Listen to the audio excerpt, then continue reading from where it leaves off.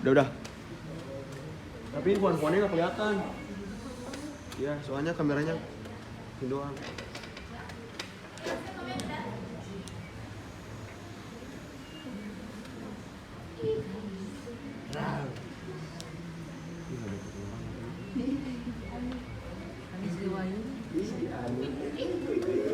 Assalamualaikum warahmatullahi wabarakatuh. Waalaikumsalam warahmatullahi wabarakatuh. Selamat pagi hadirin sekalian. Ucapan terima kasih kami sampaikan kepada Bapak Ahmad Firmansyah SPDGN selaku guru seni budaya kami yang telah mendukung terwujudnya acara ini dan juga kepada teman-teman sekalian.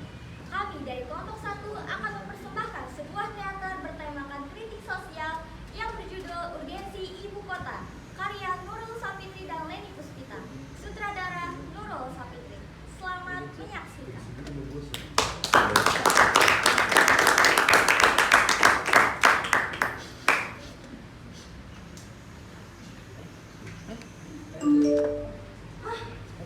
Bapak pindah Kalimantan.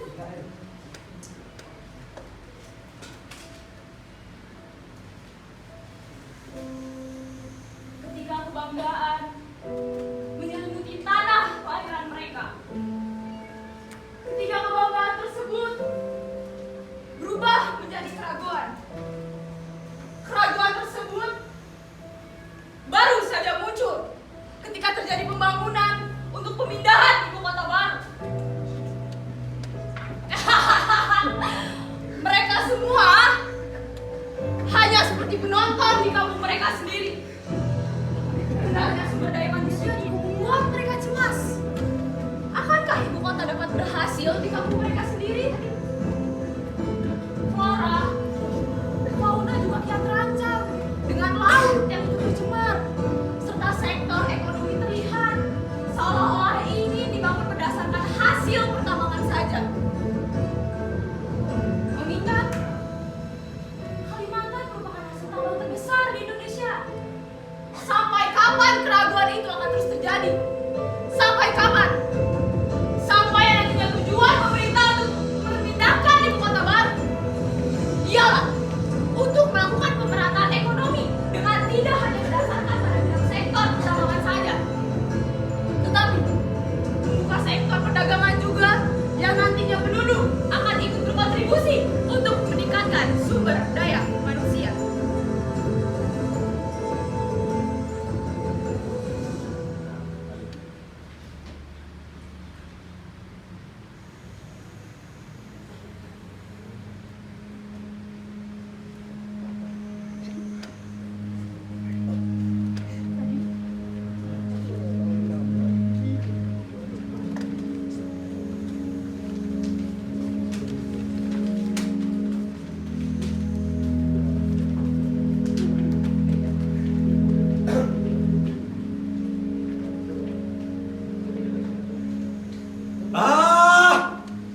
Banyak sekali selembar kertas ini. Apa yang harus aku lakukan? Ya, benar. Merobeknya. Kertas ini hanyalah sampah. Untuk apa aku membacanya?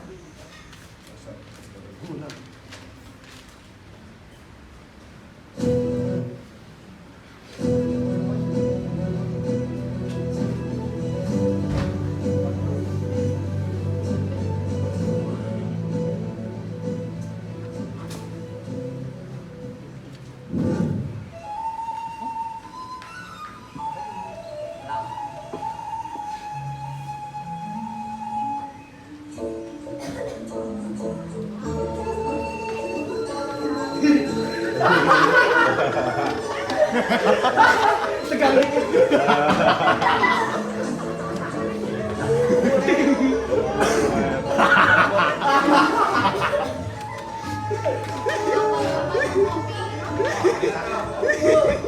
Tuaknya dong.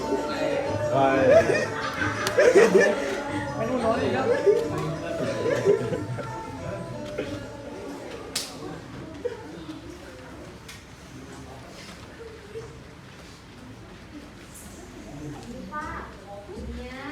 Banyak ya, Bu. Ya, Bu.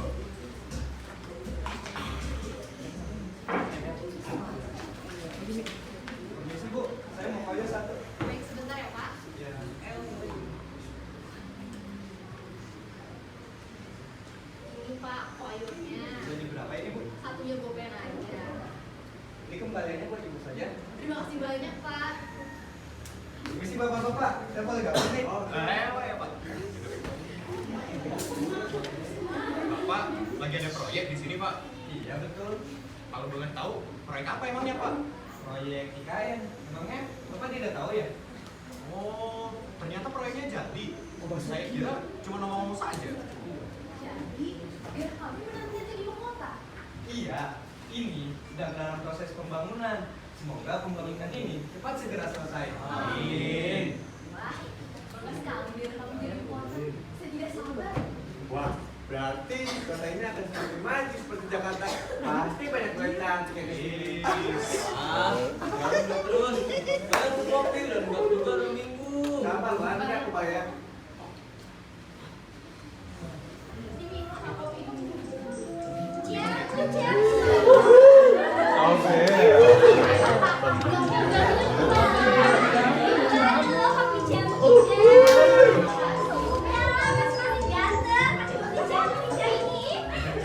Yang mau kuat ada kamu. Kuat banget. Mas Mager, mau beli jamu? Wah, boleh tuh Bu. Kebetulan saya habis bekerja nih seharian. Jamu pegal-pegal ada? Apa sih ada? Sebentar ya, aku buatkan dulu.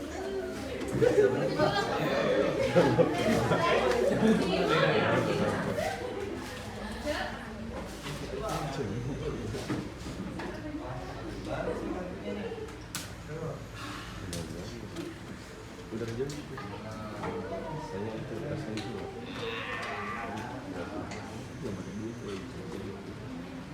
Niki lo Mas Mager, monggo cikonde jamunya.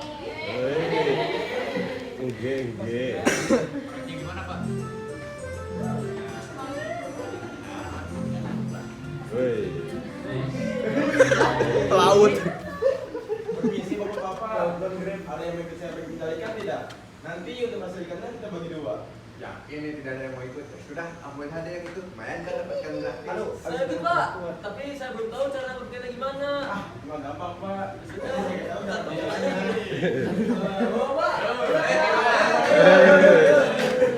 Payun.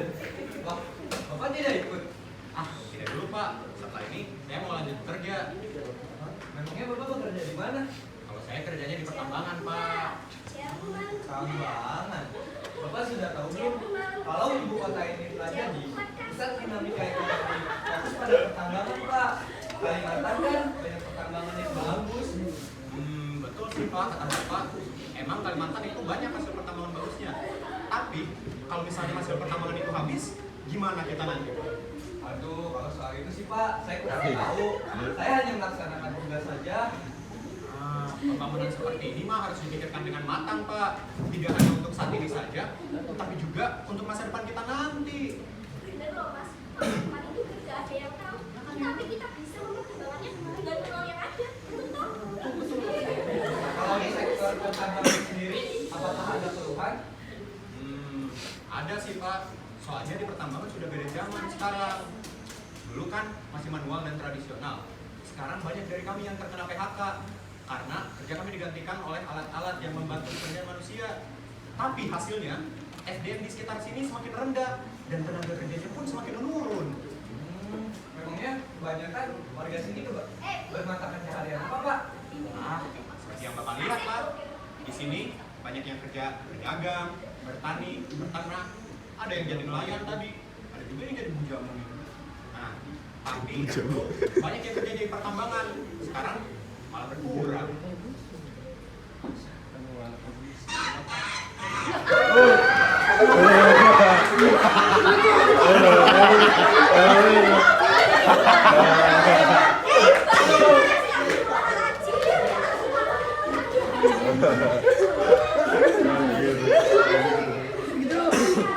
Jaga saja sendiri. Ada apa sih ribut-ribut kayak gini? Berisik tahu. Tadi Adi apa Moya? Iya, no, tadi ada bukantan. Sama semua warga, Bu. Lihat, mau takut. Adi paham. Dulu ya. Siapa ini? Hah? Oh, ini siapa? Kesel banget. Sepertinya perkebunan aku ini bakal digusur oleh pemerintah karena potongan ikan itu. Penghasilanku kan hanya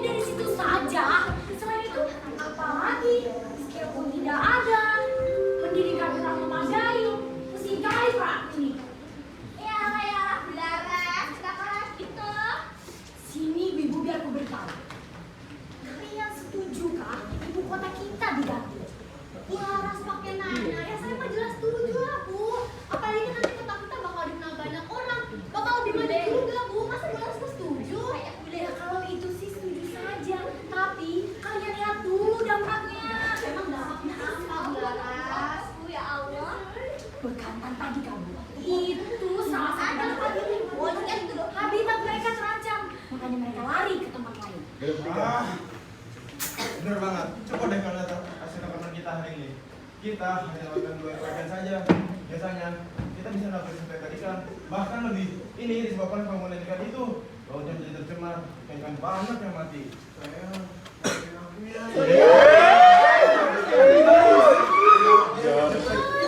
Aduh, aku tuh dari tadi cariin ya. Saya jangan dipakai. Dari mana nih jadi suami?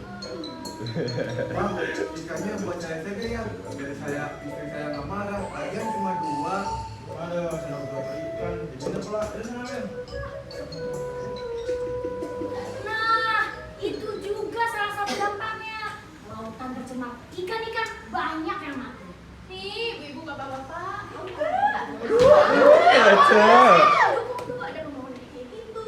Tapi lama kelamaan jadi ragu deh. Gara-gara bukan kan tadi. Takut gak sih? Serem banget aku. Kok panik saya? Emang. Gila itu.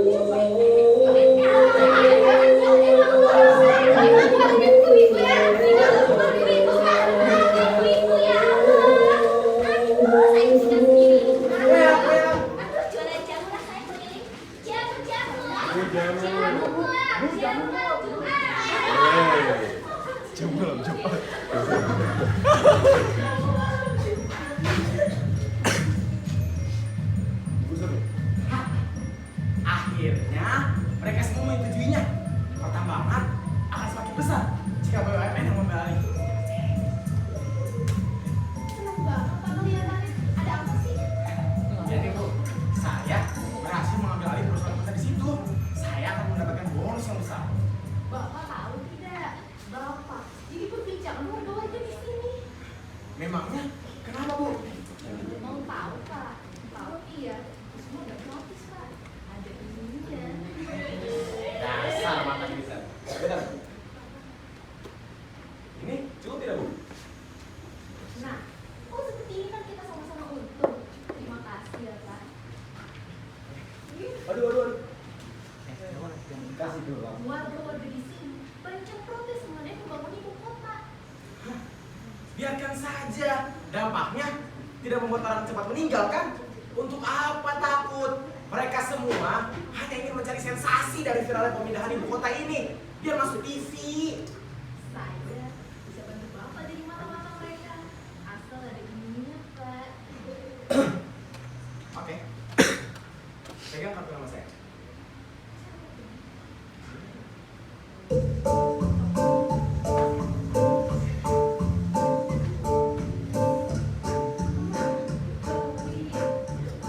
Mau beli apa Dek? Aduh, beli apa ya? Banyak. Mau nanya aja deh dua. Mana duitnya nih?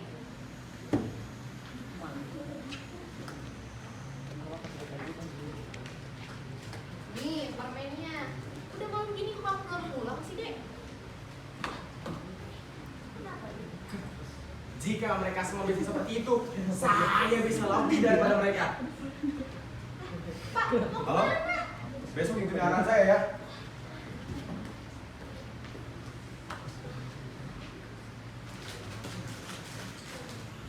Aduh, sejujurnya ini loh. Tuh bensin ini datang tuh. Iya loh, saya capek mau pulang. Jangan-jangan ada apa-apa ini. Enggak kok. Oh? Apa? Saya terkena PHK. Halo? Ah, oi! Budak korporat sudah menduga. Pasti akan berujung pada pemutusan hubungan kerja. Pembangunan ini hanya ingin mendapatkan keuntungan bagi pemerintah. Mereka tidak memikirkan bagaimana nasib orang-orang yang sudah berada di sini selama berpuluh-puluh tahun. Ah! Mas, kerjamu. Ah. Boleh deh, Bu. Mau panggilan stres ada nggak, Bu? Ya lama sini loh tunjukkan di akademi.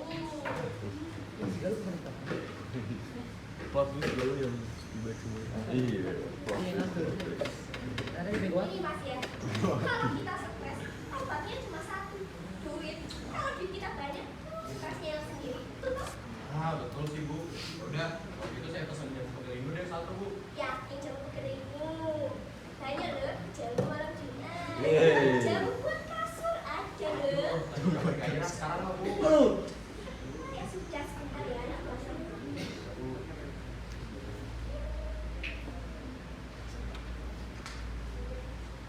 Ini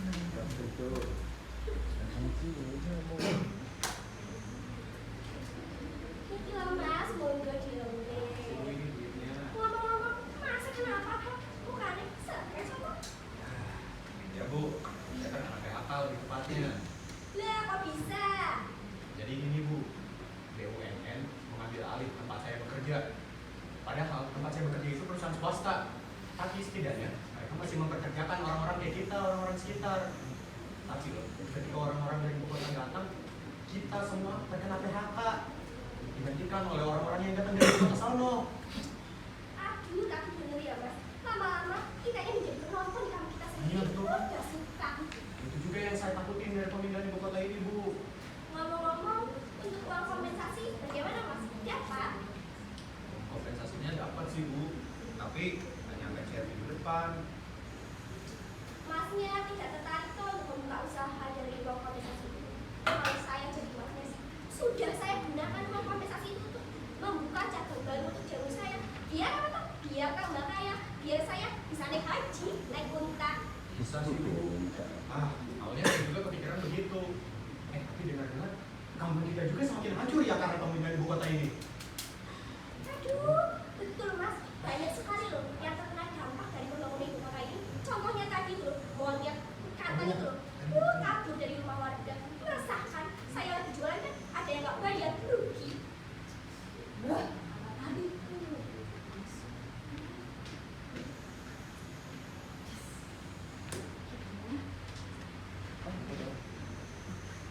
Terus ya mas, ikan-ikan di sungai juga mati. Karena apa? Ya sungainya tercemar. Saya jadi nggak bisa makan ikan lagi. Jalan. Jalan. Yes.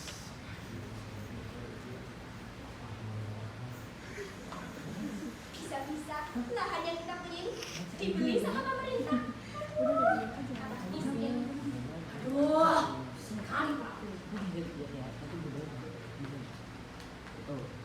Yes, bisa menguasai ini.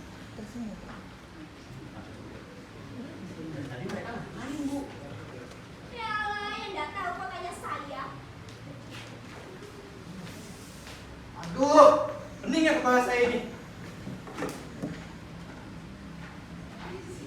Pak Mandor, saya baru saja diamuk warga. Mereka bilang pembangunan inilah yang telah membuat mereka terkena bencana. Padahal kan saya hanya melaksanakan tugas saja. Ide pembangunan ini adalah perintah dari pemerintah. Pemerintah kita. Masih kapan ya kita bisa menyelesaikan permasalahan ini?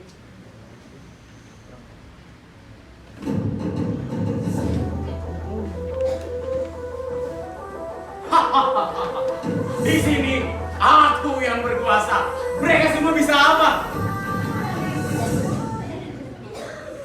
Oh, jadi kamu berarti. Kamu adalah juga ya? Jangan aja kamu, sini kamu. Kamu gagal. HP-nya berhasil saya lepas. Kamu hanya ibu rumah tangga biasa. Mana ngerti soal ini? Oh, ini saya bodoh. Tidak pak. Video itu sudah saya bilangkan ke seluruh Indonesia. Jangan ada yang tahu pemerintah ini seperti ini. Itu aja kenapa? Tidak.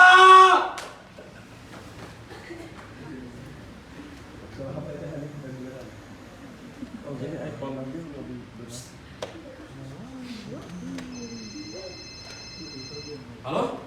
Apa? Semua investasinya dibatalkan?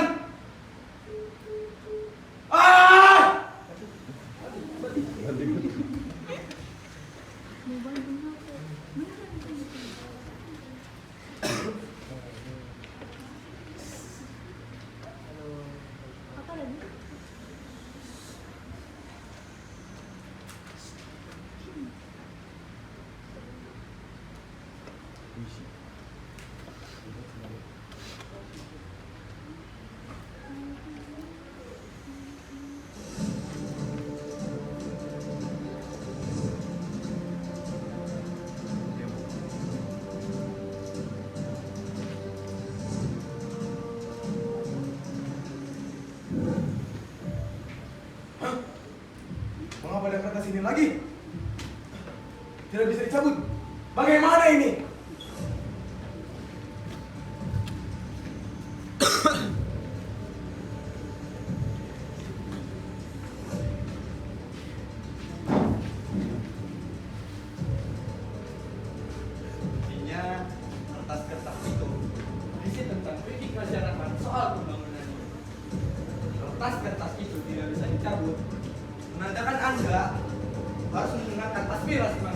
hal pembangunannya. Saya akan bacakan. Lahan semakin berkurang. Pemerintah hanya mengandalkan pertambangan tanpa melirik potensi lainnya. Bukankah kehilangan habitatnya menjadi penonton di kampung sendiri? SDM sekitar semakin rendah. Tidak ada kerjasama yang menguntungkan dengan masyarakat sekitar. Semua ini harus Anda pertimbangkan dalam rencana dan pelaksanaan proyek besar ini. Lalu, apa yang harus aku lakukan? Mencari solusi untuk permasalahan tersebut. Ya, memang aku mengakui bahwa aku hanya berfokus pada pertambangan sebagai perekonomian ibu kota kita nanti. Aku juga mengambil alih perusahaan swasta itu karena memiliki tujuan supaya dapat dikelola dengan baik dan menjadi penghasilan negara.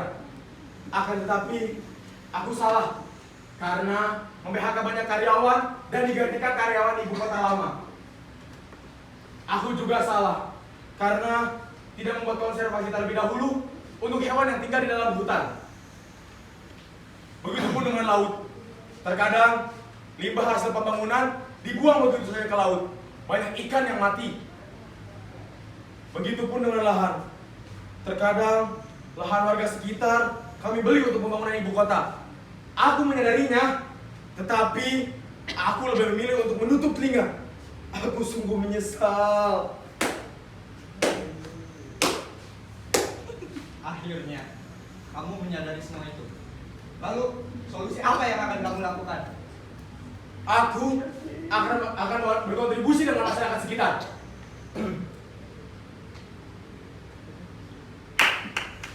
Bagaimana caranya? Jika kami dibilang hanya mengandalkan pertambangan sebagai perekonomian, maka aku akan... Ya, benar. Aku harus mencari potensi lain, bukan hanya dari pertambangan saja.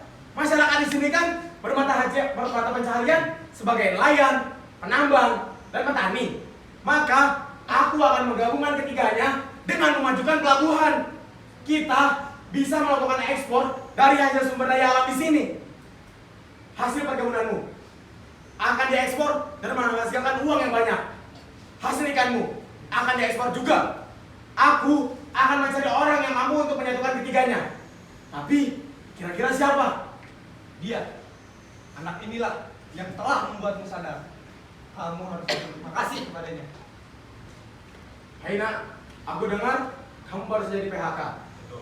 Bagaimana jika kamu bekerja di pelabuhan saja? Untuk masalah finansial, akan kujamin hidupmu sejahtera. Aku percayakan ini semua kepadamu. Kamu pasti bisa. Baik Pak, saya terima. Saya tidak akan menyanyiakan kesempatan ini. Terima kasih Pak. Akhirnya pemerintah berada di pihak kita.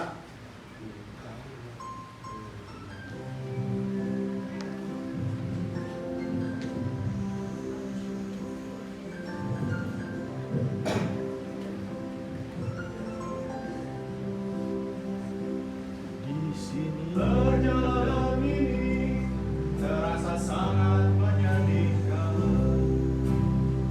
Sayang engkau tak duduk di sampingku kawan. Banyak cerita yang mestinya kau saksikan di tanah kering bebatuan.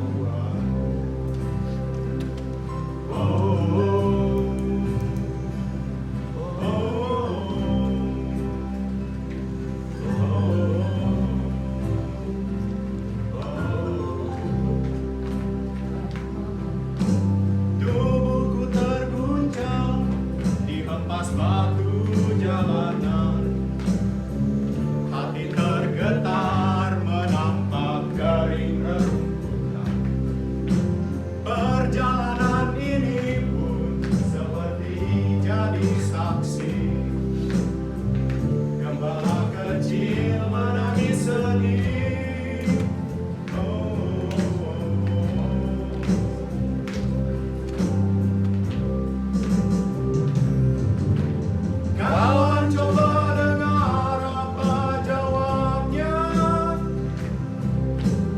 Ketika ia kutanya mengapa bapak ibunya mati ditelan bencana tanah ini. Sesampainya di laut, ku kabarkan semuanya kepada karang, Kepada ombak, kepada matahari, tetapi semua diam, tetapi semua bisu. Tinggal aku sendiri, terpaku menatap langit. Barangkali di sana ada jawabnya. Mengapa di tanahku terjadi bencana? Mungkin Tuhan mulai bosan melihat tingkah kita yang selalu salah dan bangga dengan dosa-dosa. Atau alam mulai enggan bersahabat dengan kita. Coba kita bertanya pada rumput yang bergoyang.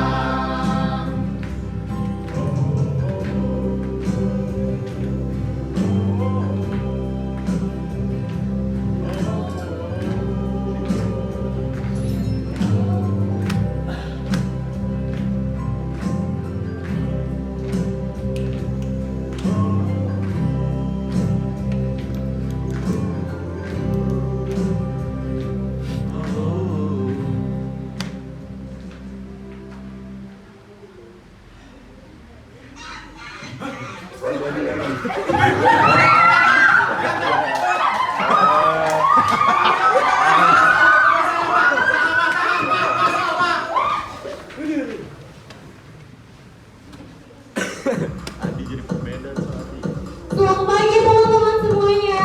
Nah, bisa kalian saksikan di depan rekan kami yang bernama Ani Triwayuni selaku narator menjadi role model pada kesempatan kali ini. Dia menggunakan pakaian adat dari Kalimantan Timur yang bernama Beruang Puru. Baju adat Beruang Puru ini teman-teman memiliki dua jenis, yakni lengan panjang atau yang disebut dengan lengke dan tanpa lengan yang disebut dengan jenggot tangan. Masyarakat asli Kalimantan Timur biasa menggunakan pakaian adat itu saat melakukan ritual. Nah, terdapat beberapa motif yang terdapat di pakaian tersebut nih. Yang pertama ada bentuk orang atau matuari yang menggambarkan kehidupan manusia di alam dunia. Kemudian ada bentuk binatang yang berarti adanya kehidupan makhluk binatang di dunia. Kemudian ada bentuk tumbuhan yang menggambarkan adanya kehidupan tumbuhan di dunia. Nah, yang terakhir ada bentuk benda-benda seperti bintang, bulan, dan matahari yang menggambarkan adanya kehidupan dalam alam gaib, di mana bintang, bulan, dan matahari dulunya diyakini adalah manusia. Nah, kemudian motif tersebut juga memiliki warna yang beragam nih teman-teman, dan tentunya memiliki makna yang menarik di baliknya. Warna merah melambangkan rasa kekompakan dan persatuan. Kemudian ada putih yang melambangkan kesucian, kuning yang melambangkan rasa keagungan, hitam yang melambangkan suatu kedewasaan, hijau yang melambangkan kemakmuran. Nah, kelompok kami ini memodifikasi pakaian adat tersebut dengan bahan sederhana dan tentunya ramah lingkungan karena terbuat dari kantong plastik yang sudah tidak terpakai. Bisa dilihat juga di sini terdapat corak-corak yang terbuat dari kertas origami berbagai warna yang sesuai dengan warna motif pakaian aslinya. Dengan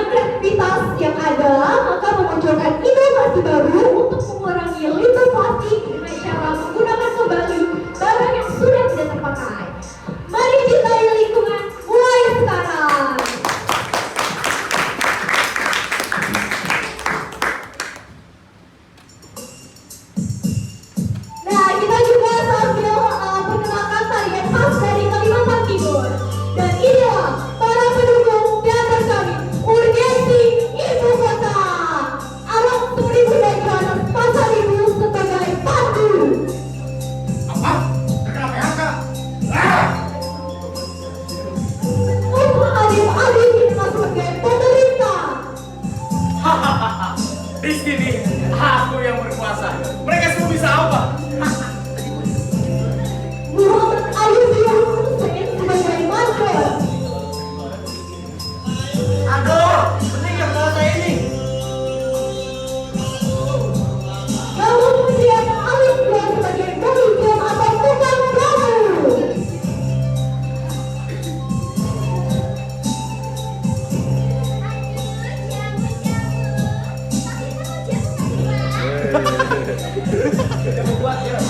Ibrahim Jobi sebagai waras. Sekali palaku ini. Farida Puryomo sebagai marker. Farawi Yadinana saya anak Aidil dan Juki dan juga guru. Rangga Adita Suhendra sebagai Juki. Joki.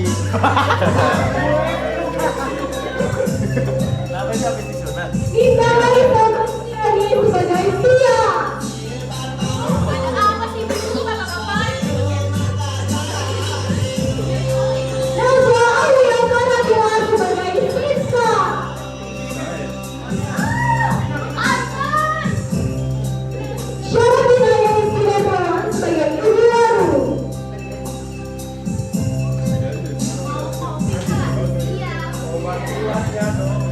Muhammad Fahmi sebagai Oja. Kamu udah terus. Adrian